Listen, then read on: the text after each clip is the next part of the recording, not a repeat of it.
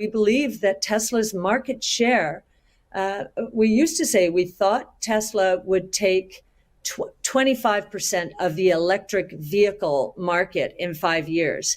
Now we're saying we believe Tesla will take 25% of the total vehicle market in 5 years. And we think electric will be nearly half of total vehicles sold. Hello, Oracles. Oracle Tim here from Oracle Investments. Thank you all so much for being here.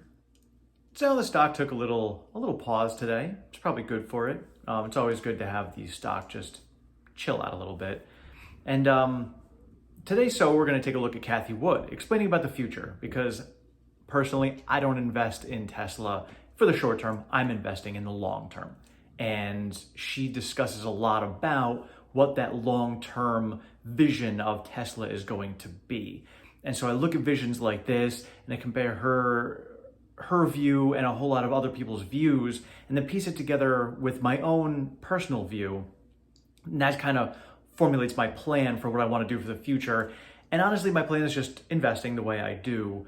And it bolsters my conviction as to why I want to be a Tesla investor long-term. We have to talk, of course, about electrical vehicles, and your bet in that technology vector, of course, is Tesla.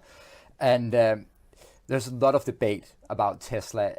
Have the bar been raised in terms of being a car manufacturer? There's certainly a lot of new car manufacturers out there, and there's some great numbers from Credit Suisse that since 1950 there hasn't been a U.S. company with a starting point of $6 billion of revenue that grew for 50% annualized for 10 years, as Elon Musk says that he believes Tesla can do. So the question to you is, do you think that Tesla is this one outlier that will defy all the previous numbers we have on U.S. companies in terms of the growth opportunities? Is it that big? We do believe it is that big.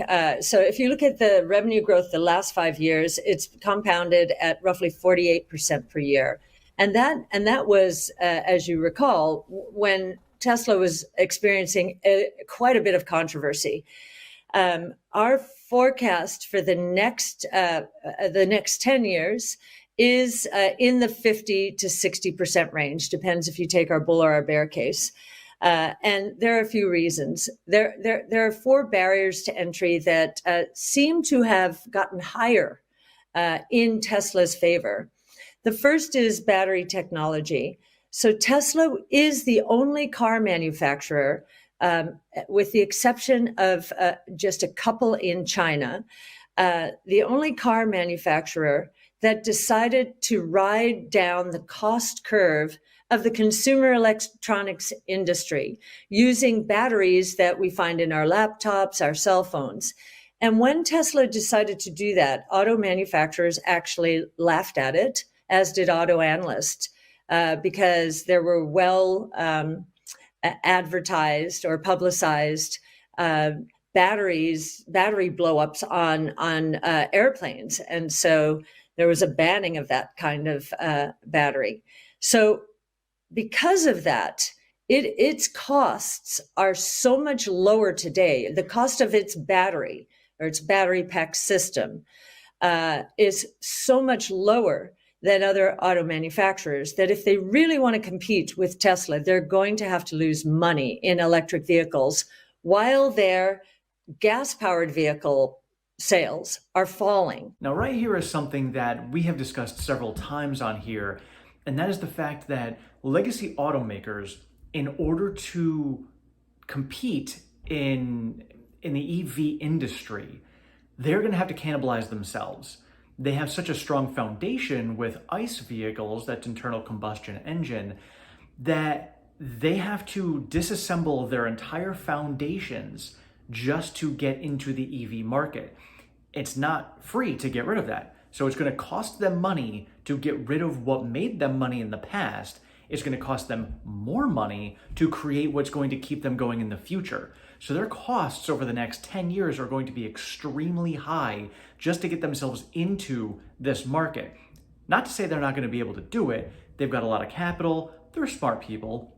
They're brilliant companies. They're going to get there, but in order to do so, they've got to take a lot of time, a lot of money, and a lot of effort to strip away what they have and put a lot of money into R&D, research and development, just to get to where Tesla is, or even close to where they're at. And so that's going to kind of take away all of their meat and potatoes just to build up where they need to be to survive.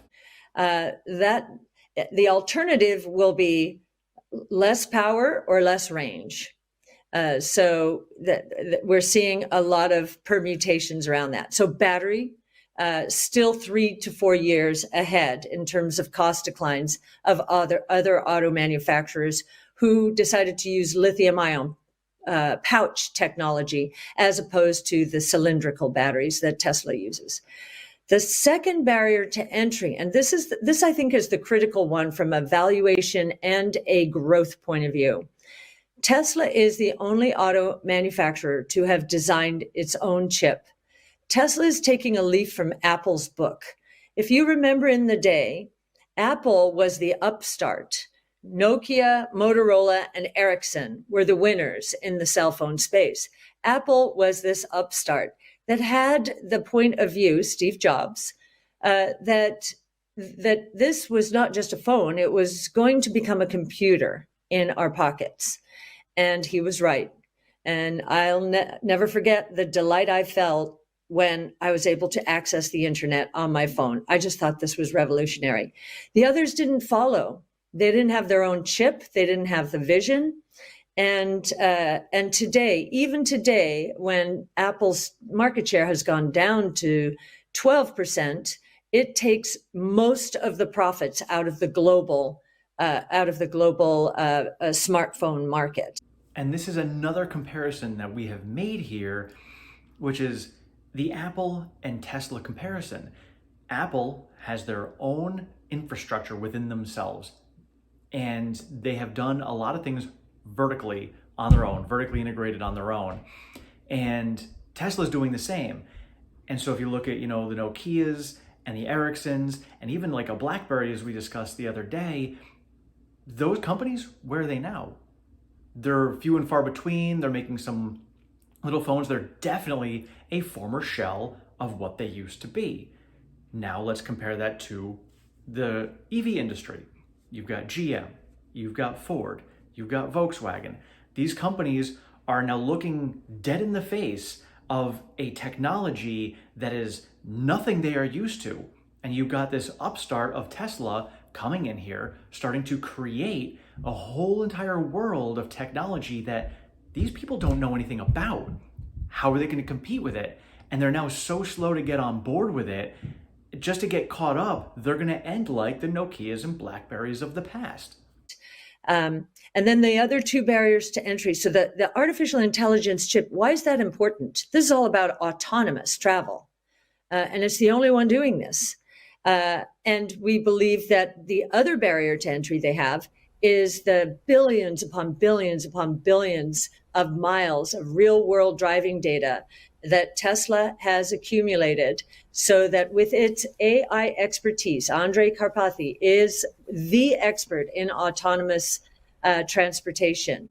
They now have more corner cases to train their systems on than any other company. It's not going to be possible for these companies to catch up because Tesla already has more than a million robots, including my Model 3, roaming around, collecting data and sending it back every day. And then the other barrier to entry, which I'm surprised this one still exists, is over-the-air software updates. I got my Model 3 in 2018, and I've never had to take it in for a problem. Tesla apparently has diagnosed any problems I've had and corrected them before I see them or experience them. The only problem I've had is a nail in a tire. And of course, software could not correct that. But that was it. And we were discussing this the other day as well, is going forward, mechanics aren't going to be needed as we know them today. We're still going to need people to do things, as she said, nails and tires. There are motors that need to get fixed. But kids going to school for like automotive tech aren't going to be learning as much about the engines as we know them today. 10, 15, 20 years down the road, They're going to be learning about electric motors, different things like that that are going to be running EVs. And these other car manufacturers have no idea of what it's going to take. And the problem is a lot of their money that they make comes from the service that they provide on their vehicles. Well, if they have no service that they need to provide on their vehicles, where are they going to make most of their margins from? And that's a huge problem for these legacy automakers. So let me know down in the comments below how awesome it would be if you didn't have to take your car to the dealership. If there was an issue, they just fixed it for you. And they fixed it for you before you even knew that there was an issue. How awesome would that be? You don't have to take time off of work to go make an appointment for your car. It's just done. Or if it does need to get fixed, guess what they do? They just come out to you while you're at work and fix your car while you are at work. You know, there's not a lot of people who do that. There's some mechanics on the side who do that. You go to a dealership, are they going to do that? That ain't going to happen. And so those 4 barriers to entry have given Tesla the lead. Our base case is $3,000 in 5 years from $800 today. And our confidence in that has grown because what we're seeing now is Tesla able to scale EV manufacturing in a way that no one else, except perhaps BYD in China, no one else is doing this yet. And Tesla had to go through a huge learning curve to get there. This is not like the manufacturing of traditional autos. It's a completely different game. And so we believe that Tesla's market share, we used to say we thought Tesla would take 25% of the electric vehicle market in 5 years. Now we're saying we believe Tesla will take 25% of the total vehicle market in 5 years. And we think electric will be nearly half of total vehicles sold. Now, this is a huge, bold statement by Cathie here because, you know, in order to hit a $3,000 price target in 5 years, you clearly need to take a lot of the market. And she's saying that initially they were going to have Tesla taking 25% of the EV market. Okay, great. But Cathie was wrong. They're going to take 25% of the total vehicle market. That is significantly more than 25% of the EV market. As a lot of us Tesla investors know, it's not EVs versus EVs. It's EVs versus legacy auto, EVs versus the ICE vehicles. So they're chomping away at that whole total automotive market share. And as they're doing this, Cathie's saying that they're going to have EVs be 50%. That's half of the total automotive industry across the world. And Tesla's going to have 25% of that. So that's enormous. The autonomous taxi platform opportunity in transportation, we think that will happen more dramatically and sooner because regulators actually do want to save lives. And because 80 to 90% of all accidents and fatalities in cars are caused by human error, we're seeing our regulators becoming much more friendly to Tesla and to autonomous travel generally, because their scorecard is saving lives. And with texting, deaths have gone up, especially with young people. So the regulators are going to enable autonomous transportation to scale faster than we think. This is huge too, because a lot of people are pushing away from saying, you know, fully autonomous driving, robo-taxis, they're not going to happen. They're never going to get approved.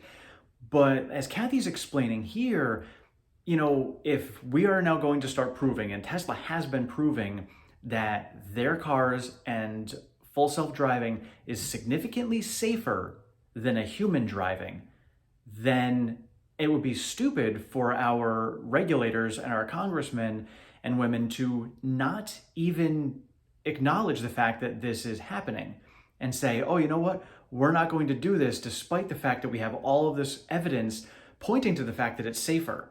I know as a father, my son is going to be driving in the next 2 years, if I knew full well that I could put him in a vehicle that would drive him by itself and be safer than anything else and him driving, yeah, I'm going to totally do that. And there's going to be enough people seeing this, and then they're going to start questioning if our Congress people don't start passing laws to say, okay, we're going to let this happen despite the fact that it's safer, then they're going to start losing their jobs and nobody's going to vote for them because they're not doing what's the best for us as a society. And so as Tesla gets closer and closer to having a full self-driving that is level 4 and level 5, we're going to see laws start getting passed, regulations start getting passed to allow this to come through.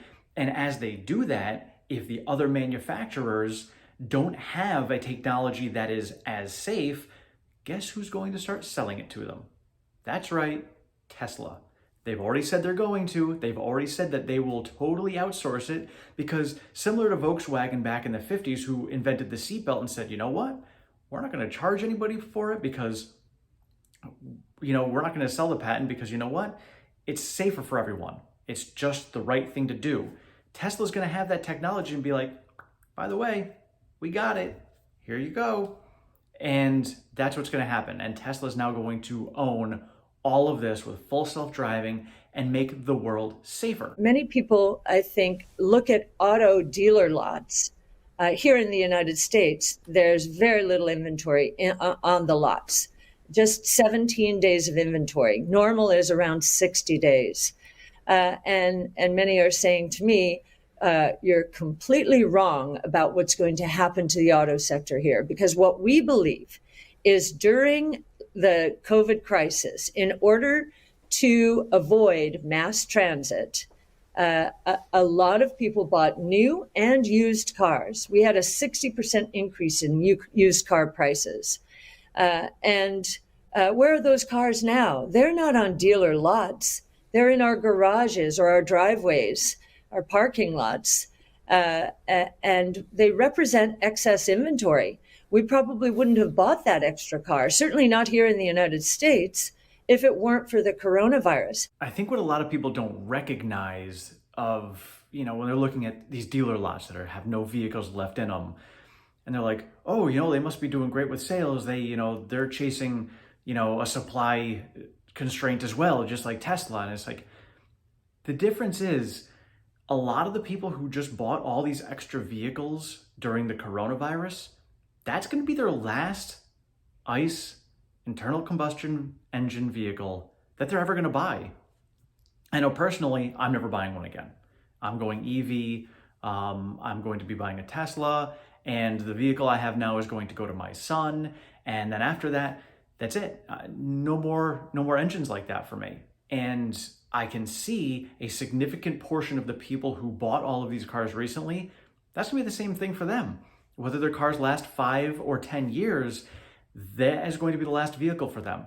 So all of these vehicles that sold out from all these dealer lots over the last year and a half, they may get all those vehicles back, but I guarantee a lot of these people are not going to be buying another car like that again.